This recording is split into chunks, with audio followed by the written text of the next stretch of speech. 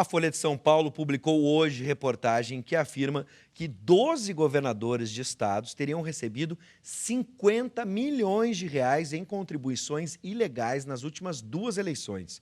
Ou seja, o dinheiro teria sido caixa 2. Segundo a Folha, Luiz Fernando Pezão, do Rio de Janeiro, teria recebido sozinho 20 milhões. A lista dos investigados do ministro Edson Fachin, divulgada na última semana, inclui políticos dos principais partidos do Brasil. PSDB, PT, PMDB, entre outros tantos. Ou seja, as principais lideranças políticas do país teriam se beneficiado de dinheiro via Caixa 2. Sobre este cenário, nós vamos conversar com o doutor... Nós estamos aguardando, na verdade, o doutor em Direito Público, Aloysio Zimmer, que deve estar atrasado, a gente vai aguardar ele até o final do programa, e também o cientista político e professor de Relações Internacionais da Unicinos, Bruno Lima Rocha. Boa noite, professor, seja bem-vindo. Boa noite. Bom, nesse cenário em que todos os principais partidos estão envolvidos, é possível correr para algum lugar e depois, durante a nossa conversa, a gente vai vendo que se correr o bicho pega, se ficar o bicho come. É possível, professor, correr? Ainda há algum reduto dentro da classe política brasileira onde isso não aconteça? Bom, vamos por partes. Vamos lá. O tema é muito complexo, tá? Primeiro, eu não entendo que o padrão moral seja uma virtude necessária desse sistema. Vou traduzir de outra forma. Sim. Eu entendo que não estou pregando do crime em TV aberta ao vivo, tá? Mas seria, no mínimo, uma inocência política criminosa de minha parte não relacionar corrupção, acumulação privada, representação política, poder econômico. Na nossa última conversa aqui, eu ressaltei muito isso. O abuso de poder econômico que gera relações de muito entranhamento, muito privilégio mútuo, duplo, no aparelho de Estado. Então, me parece que essa cruzada moralista que o Brasil vive hoje, por um lado, é muito positivo, porque escancara as relações políticas como elas são numa democracia indireta, representativa, onde o poder econômico tem um abuso ferrenho, mas também representa um outro padrão. Na ausência do político eleito e na ausência de um movimento social vigoroso, popular, como já tivemos e não temos mais, quem dá as cartas hoje? Hoje, PGR, MPF e emissora líder, que pauta as denúncias. Sim. Esse é o meu ponto de partida. O outro... O atual governo ele tem uma agenda para ser cumprida. Essa agenda não foi eleita. Aliás, essa agenda foi derrotada no segundo turno de 2014, onde o atual presidente era vice, foi bem escondido na campanha, né? Sim. Na campanha do segundo turno, era vice e a presidenta, que foi reeleita, disse que a vaca ia tossir se ela retirasse direitos dos trabalhadores. A vaca não tossiu, a vaca teve pneumonia, pobre da vaca, ainda no seu segundo mandato, que ela foi cassada. E ela foi cassada por esse Congresso. E tomou posse esse vice-presidente. Então, eu diria que, para, aspas, salvar a aparência de democracia que a gente vive, tem democracia? Tem. Eu estou na TV falando barbaridades, para ti não acontece nada. Sim. Ou seja, a gente tem liberdade de opinião.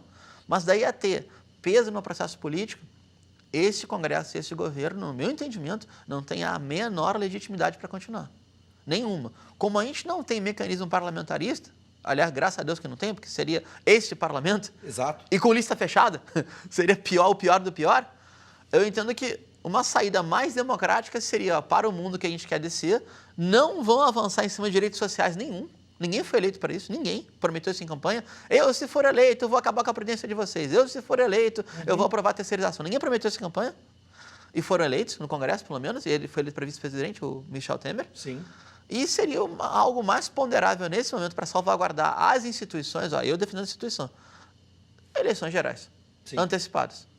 Bom, seria o mais sensato. Eu quero lembrar, vamos por partes, porque tem várias... A conversa sempre é produtiva aqui com o senhor, professor, e eu vou anotando algumas coisas nas respostas que a gente vai acabar esmiuçando aqui na sequência. Mas lembrar que você aí de casa pode participar da conversa pelo WhatsApp, 99588-2374, bote no aplicativo, mande a sua pergunta ou comentário, 99588-2374. Se alguém mandar alguma coisa, porque a gente estava rindo aqui, achando que a gente está debochando, na verdade a gente está rindo para não chorar. Rindo de nervoso. Rindo de nervoso. A situação é tragicômica, e aí eu vou lembrar alguns detalhes. Por exemplo, Quando o senhor falou poder econômico e o sistema político mesmo, me lembra a frase que inicia o Tropa de Elite, quando o Capitão Nascimento diz assim, o sistema é F, parceiro. Porque eu não posso falar aqui o que ele diz no ar, mas ele usa um palavrão, ele diz, o sistema é F. Ou seja, esse sistema que está configurado hoje no Brasil, que é uma democracia, mas que por hora é parlamentar, né? Ou pelo menos a gente viu um exemplo disso recentemente, ele é um sistema extremamente cruel e que leva o poder econômico ao mais alto patamar. O dinheiro é que comanda esse sistema. Vamos traduzir aqui para a linguagem bem popular. Vamos entender uma coisa. O Brasil teve, nos 13 anos do lulismo, um crescimento econômico absurdo. Eu repito, não foi desenvolvimento, ou seja, a gente não entrou em setores que não tinha antes já instalados no Brasil. Sim. Mas teve um crescimento econômico absurdo e uma projeção externa de nível global, no mínimo de nível global. Então, é da natureza de um capitalismo que concorre com outros capitalismos que as grandes empresas desse país formem uma espécie de Estado maior, indireto, informal, com os seus mandantes.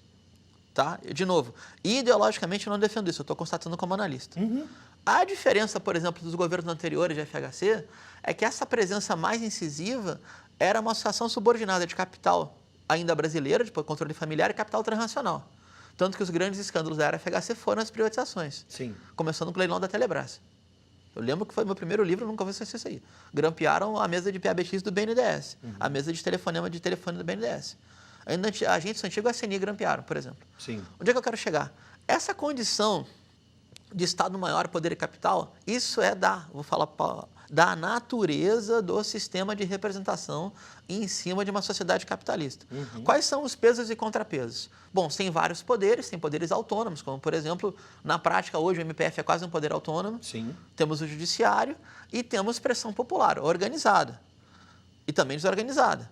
Hoje é mais desorganizada via redes sociais do que organizada via estrutura orgânica, de movimento isso, movimento aquilo, sindicato, associação de base, etc. Daí, esse novo arranjo está desequilibrado. Por quê? Porque tem muito mais acesso a quem está indignado, um poder constituído como o MPF, que hoje eu estou convencido, não são necessariamente cínicos, eles são crédulos, realmente acreditam no que eles estão fazendo, profundamente, pode até ser mais perigoso, mas acreditam profundamente, e acessam a sociedade civil. Agora, qual é o tema que vem à tona? É o sistema de representação? Não. É o sistema de justiça? Não. É a moralidade. Aí a conta não fecha. Porque tomar como exemplo Suécia, Noruega, Dinamarca, Islândia, não dá. Porque lá a carga tributária é 55%, 60%. E a carga tributária é a base do Pacto Social Escandinavo. Tu paga muito imposto, todo mundo paga muito imposto, o Estado é probo, a atenção social é mínima, porque os direitos são assegurados e é proibido ser pobre. Tu baixa o nível de pobreza tal, o Estado vem e intervém para que você não reproduza o ciclo da pobreza, que é a gravidez precoce, marginalidade, drogadicção, etc. Tudo que ocorre hoje no Brasil, eu insisto, tudo que ocorre hoje no Brasil, que está em agenda no Congresso Nacional, se for levado ao pé da letra, vai reforçar a pobreza brasileira. Sendo aprovada por um governo, no mínimo, duvidoso, e por um Congresso, no mínimo, suspeito. Sim, e sobre o Congresso, aí eu vou deixar um pouquinho mais para frente, porque daí tem a ver com as declarações ou a entrevista do presidente Temer, mas a gente falava ali sobre um parlamentarismo onde a lista é fechada e aí se imagina o acordão. Mas antes de chegar lá, esse momento que a gente está vivendo hoje, ninguém ainda é culpado. Não. Pois é, e isso vai ter reflexo lá em 2018. A memória do brasileiro vai chegar daqui a um ano, por exemplo, onde as suspeitas são grandes e a gente não vai saber determinar quem é culpado, quem não é, ou se vai culpar, se em 2018 vão lembrar, e aí nesse aspecto aí já se posiciona ideologicamente para culpar ou não alguém antes de um julgamento. Eu duvido muito. Eu acho que as fichas que se apresentarem para concorrer, quem se apresentar a concorrer em 2018, não sendo majoritário, ou seja, não sendo presidente, governador, senador talvez, mas presidente, com certeza, governador com certeza. Para o parlamento, é reta de chegada, conta de chegada, perdão. Quem é elegível concorre, quem não é, não concorre. Se cair na ficha suja, torna-se inelegível, está fora da disputa. Quem for concorrer, eu duvido muito que a gente tenha acusação. Porque se o sistema for distritão, como é no Brasil, não tem como um candidato acusar outro. No sistema distrital, tem suas mazelas, mas um candidato concorre com o outro para aquela representação. Sim. Então toda eleição acaba sendo meio majoritária, quando é só distrital. O que vai acontecer no Brasil? Cada um vai afirmar o seu perfil. A gente não tem condições de fazer uma checagem de fatos, porque não tem mídia para isso, não tem uma mídia confiável para isso, de fazer checagem de fatos de cada candidato. puxar a ficha de cada candidato, e vai ser a concorrência de sempre. Com que regras, realmente eu não sei. Sim. Ou seja, o problema mora é agora, Bibs, no meu entendimento. Qual é o tipo de acordo político que vai sair para, uma vez, exemplo, aprovada a agenda de leis regressivas do Planalto, como é que essas lideranças políticas vão se coesionar de novo? Aí pode ser lista fechada para manter os caciques, pode ser, por exemplo, o grande acordo que, no meu entendimento, Michel Temer já anuncia, não vou afastar ministro nenhum que não seja denunciado pelo MPF, ou seja, escândalo político já não escandaliza mais tanto. Essa que é a condição de agora. E eu acho, não tenho certeza, estou ponderando demais, tenho certeza que a chance de ouro foi perdida em 2013, quando naquela comoção, aquela rebelião popular, a gente teve a chance de avançar para uma reforma política com elementos de democracia direta e participativa. Sim. Aumentaria o poder do representado e não do representante. Agora a balança está totalmente às avessas, quando quem mais tem poder é o denunciante. Não é nem quem está na disputa política, é quem está vigiando a disputa política, como se fosse o novo poder moderador. Sim. Nós temos pergunta, professor. O Guilherme vai nos ajudar hoje, a gente está com um pequeno problema técnico na tela. Mas, Guilherme, por favor, pode repassar a pergunta. É a Letícia, é isso? Isso. Boa noite, Bives. Boa noite, professor Bruno. A Letícia de Canoas pergunta se há clima político para a anulação do impeachment com a recente declaração do presidente Temer. Ela se refere à questão da entrevista na TV Bandeirantes. Isso, eu vou recapitular aqui. A gente tinha outros pontos, mas a gente vai indo e voltando. Vamos aproveitar, deixa aqui a Letícia. Obrigado pela audiência e pela pergunta, Letícia. A defesa de Dilma Rousseff apresentaria hoje uma petição no STF para incluir a entrevista de Michel Temer à TV Bandeirantes, né, entre os fatos, para pedir a anulação do impeachment. Na entrevista, Temer confessa que em 2015... o então presidente da Câmara dos Deputados, Eduardo Cunha, admitiu que só aceitou o pedido de impeachment da Dilma porque o PT teria se recusado a dar-lhe 3 votos no Conselho de Ética. Por mais que isso estivesse evidente, de alguma forma, para muitos, aquilo que a gente fala, às vezes, em acordão, né, onde todo mundo senta lá em Brasília, como é que nós vamos resolver esse problema? Isso pode ser levado adiante? Qual o peso? O senhor acredita nisso? Eu vou ficar em cima da análise política, até porque o colega do direito, se chegar, sim, se opina ele chegar, sobre a juridicidade do fato. Claro. Eu me lembro, Bives, que isso foi amplamente ventilado naquele período. Mas ventilado em que nível? No nível não do escândalo político, no nível de quem é especialista, quem acompanha por obrigação ou por vocação. Então não é uma novidade. Qual é a novidade? É o fato midiático de Temer ter falado o que falou em rede nacional pelo Grupo Bandeirantes e, curiosamente, num horário similar, concorrente ao Jornal Nacional. O que, para a grade brasileira, isso aí é algo certeza. Que chama atenção. Se reforçar o peso político, talvez o Supremo seja obrigado a, pelo menos, se pronunciar. Mas o Supremo, hora nenhuma, isso eu posso falar com toda garantia, analisou o mérito do impeachment, a constitucionalidade do impeachment. Ele fiscalizou sim. E o rito foi juridicamente perfeito. Não foi um golpe como no Paraguai, que foi um rito atropelado. No Brasil, o rito foi perfeito, durou todo... Chegou a ser maçante o rito, de modo a cansar a reação popular. Agora, eu lembro de 2 períodos, 2 momentos. Esse que foi escancarado. Sim. O presidente da Câmara disse à presidente da República, ou seja, um poder dizendo para o outro, a senhora garante os votos do seu partido que eu não andou andamento do processo de impeachment. Ou seja, isso é vendetta, isso é vingança política, isso não é causa para impeachment. Isso é um absurdo, isso é uma trama palaciana. Confessada por um intermediário que levou a mensagem à presidente da República, o vice-presidente. Ou seja, isso é um absurdo completo. A gente imaginar que um governo assim pode governar é assumir que estamos diante do mal menor, somos uma república de cínicos, e a gente vai adiante com o que tem para não perder o pouco de institucionalidade. Esse é um aspecto. O outro, teve um momento que o ministro Zé Dias Toffoli, ainda na análise do rito, em dezembro de 2015, colocou a seguinte frase em rede nacional, eu vi, ninguém me contou. Se o governo não tem 143 votos, acho que são 143, 147, vamos para 143 votos para governar, ele não pode governar, ou seja, ele decretou o parlamentarismo no Brasil. São duas situações absurdas. O governo não foi derrubado por um voto de desconfiança, ou seja, por um regime parlamentarista, cuja vingança foi a grande motivação para o impeachment. A gente está diante de 2 absurdos. O que assusta é que agora a gente tem presidente da República, que é a representação, me corrija se eu estiver errado, mas é a representação maior da democracia em rede nacional, dizendo, bom, é assim que as coisas funcionam. Não pode, a gente na formação de ciência política, eu até tenho pudor, eu ainda falo o presidente Michel Temer, porque ele é o presidente Michel Temer. Eu poderia falar, por exemplo, o presidente Emílio Garrastazu Médici, eu poderia falar o fascista Médici, ou quase fascista. Eu estou dizendo o presidente. Tem esse rito do cargo e, ao mesmo tempo, ele, em rede nacional, para defender uma posição sua de continuidade de governo, assume que foi uma vendetta política. E até, há que reconhecer, o pessoal da Band reagiu, perguntou, presidente, você causa para impeachment? Não, veja bem, ele tergiversou e... Aí era hora de apertar o entrevistado, mas uma vez que já negociou uma exclusiva com um grupo de rede TV e rádio que é rival e estava, ou seja, estava dando ibope para eles, estava dando audiência para eles, aí já tem essa segunda negociação, né? Tu negocia com a fonte para aliviar a pauta. Isso não pode não ser formal, mas isso foi real. Aí eu vou lembrando, na nossa conversa, eu sempre vou lembrando de coisa, né? O Cazuza cantando, junto com a Gal Costa, Brasil, qual é o teu negócio? Ou seja, tudo é negociado, inclusive a pauta na mídia também, a gente pode imaginar da mesma forma, como a gente estava aqui falando. Eu só insisto um detalhe. Deixa eu só liberar aqui mais uma vez, relembrar que ainda dá tempo de você participar da nossa conversa, 99588-2374, pelo WhatsApp, manda que o Guilherme lê pra gente. Só insisto um detalhe, eu não quero parecer xenófobo nem anti-americano, longe disso.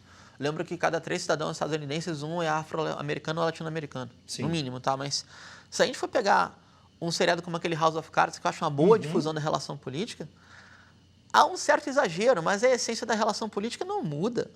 Então não é um problema do Brasil, essas teses racistas, que o Brasil foi composto por degredados de Portugal, essas teses absurdas culturalistas do Brasil.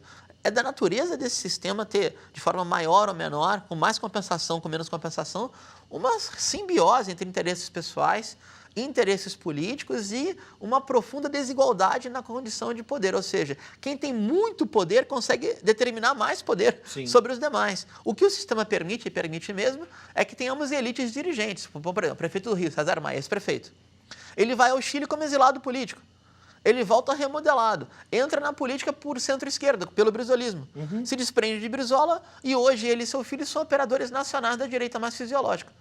Ou seja, o sistema permite que elites dirigentes ascendam na pirâmide social. Não vamos muito longe, Delcídio. Delcídio transitou em todos os lados. Exatamente. Agora, esse trânsito também, vamos ser francos, a gente não teve uma reação popular maior pelas contas do governo de coalizão do PT. Vou dar outro exemplo aqui, tá? O senador e ex-candidato à presidência da República, Aécio Neves, disse que a acusação de que o também ex-candidato Pastor Everaldo teria sido comprado na campanha de 2014 beira o ridículo. Esse fato pode ter acontecido, o que mostra realmente isso. Durante um debate, a gente compra a participação de um outro candidato, adversário, na verdade. Todos são adversários ali no pleito. Bom, eu não sou investigador federal, mas vamos supor que sim, que houve esta compra, ou seja... um rival secundário oferece uma aliança tática a troco de 6 milhões de reais, não foi isso? Sim. Ou seja, ele vendeu uma pergunta a 6 milhões de reais, pergunta superfaturada também, que aliás ele não conseguiu fazer porque estava contra o rito do debate. Isso chega ao escárnio. Aí depois a gente fala, o brasileiro não sabe votar. Não, esse sistema é viciado, a gente precisa necessariamente de mecanismos de controle popular sobre os representantes. Do contrário, a tendência é aliviar nos próximos anos, ter um pacto político e depois voltar tudo de novo. Porque esse vai e vem, essa gangorra, ela faz parte da política brasileira. Hoje de manhã, eu vi em algumas emissoras daqui da Grande Porto Alegre a lembrança dos anões do orçamento, que foi um grande escândalo também, e tinha empreiteira envolvida. Mas eu trago uma lembrança maior ainda no meu modesto entendimento. Nem era nascido, a gente aprende por obrigação profissional. A CPI do IBAD, Instituto Brasileiro de Ação Democrática, que era uma entidade de fachada para a intervenção da CIA no Brasil, a CPI do IBAD resultou em 250 deputados federais comprados com dinheiro dos Estados Unidos, 8 ou 9 governadores, agora me foge o número preciso, 600 deputados estaduais. Esses caras foram para o microfone e disseram, eu recebi dinheiro do IBAD para ser eleito, e não foram caçados. O que aconteceu? 1 ano e meio depois, eles votaram a favor do golpe que caçou João Goulart. Bom, Imagina, o Congresso que foi eleito com dinheiro da CIA respaldou jurídico e institucionalmente um golpe de Estado contra o presidente eleito. Bom, a gente ia ter também a perspectiva jurídica sobre alguns fatos aqui com o doutor Aloysio Zimmer. Infelizmente, ele não conseguiu chegar, ficou preso no trânsito, avisou a nossa produção. Bom, tem mais uma? Então, manda aí. Porque eu estou hoje parecendo uma rádio. Estava lembrando, enquanto ele estava preparando a pergunta, Tô lembrando do Paralamas do Sucesso quando cantou, né, que se fosse na Cinelândia o pessoal se juntava para pegar, mas em Brasília parece que é um pouco mais difícil. É um pouquinho mais difícil, né? Mas enfim, Pergunta, vamos lá. Vives. Guilherme. Joubert de Gravataí pergunta se não deveria ter nova eleição para o governo ser legítimo. O professor falou nisso na nossa conversa. No né? meu modesto entendimento, sim. Perdão. Seria mais fácil termos novas eleições num sistema parlamentarista, menos traumático. Mas eu entendo que hoje, nesse momento, para haver continuidade do processo político, o ideal seria que a gente tivesse novas eleições, sei lá, de 3 a 6 meses. O ideal. Sim. A condição ideal. A condição real, no meu modesto entendimento, é que Michel Temer, se for cumprir o que anunciou, vai levar o seu mandato até o final, mas até o final, e vai ter como meta estratégica, quiçá ser reeleito, duvido, mas cumprir a sua agenda de leis que eu estou dizendo que são leis regressivas, são leis antissociais, como uma espécie de saldo estrutural da mudança de regime, que o governo brasileiro foi mudança de regime. Um governo legítimo, com suspeição, foi derrubado por um Congresso suspeito e impossou um vice-presidente que, no mínimo, se ele não é acusado formalmente pelo que o cargo isola, os seus assessores diretos assim o eram. Se vale para a assessoria da Dilma, por que não vale para a assessoria de Temer? Bom, vou deixar uma pergunta que não vai ter resposta, nem o professor, nem você aí de casa vai conseguir responder agora, mas fica para 2018 uma tentativa de uma nova resposta, que a gente já viu, como o professor disse, ao longo da história do Brasil se repetiu sempre a mesma solução para um problema. Que país é esse do Legião Urbana? Professor, obrigado, seja sempre bem-vindo. E na próxima eu preparo um top 10 aqui para a gente encerrar com os clipes, mas hoje a gente vai com outra música para encerrar, tá bom? Tá bom, obrigado, é sempre um prazer estar aqui.